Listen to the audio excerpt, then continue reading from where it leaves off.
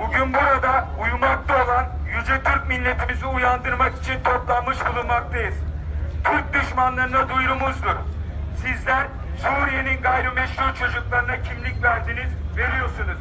Bizler de Türk evlatları olarak Doğu Türkistanlı, Türkmenistanlı ve Güney Azerbaycanlı kandaşlarımız için kimlik istiyoruz.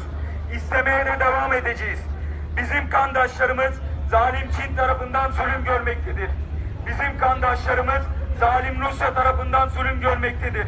Bizim kandaşlarımız zalim köpek İran tarafından zulüm görmektedir. Bu zulmün bitmesi için kandaşına sahip çık etkinliğimize başlamış bulunmaktayız.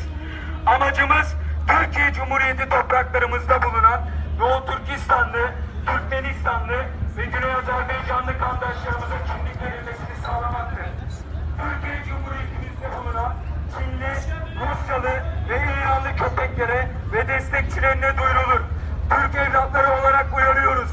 İstediklerimizin kabul olunmaması durumunda Türk olmayan hiç kimseyi sokakta gezdirmeyeceğiz. Bu topraklardan def edeceğiz. Bugün bizim düşmanımız olan kimliksizler, yarın gelecek neslimizden kimlikleriyle toprak isteyecekler. Unutmayın, biz izin vermez isek hiç kimse vatanımızı toprağına dönemeyecek.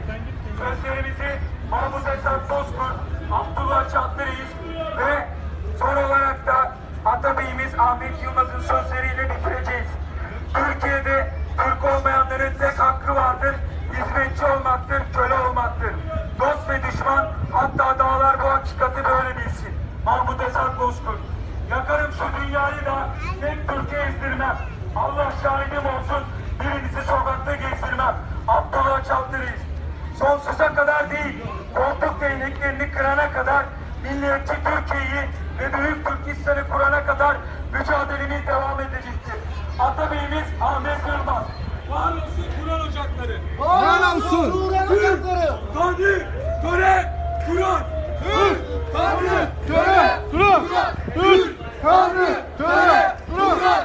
Ne mutlu Türk'üm diyene. Ne mutlu Türk'üm diyene. Ne mutlu Türk'üm diyene.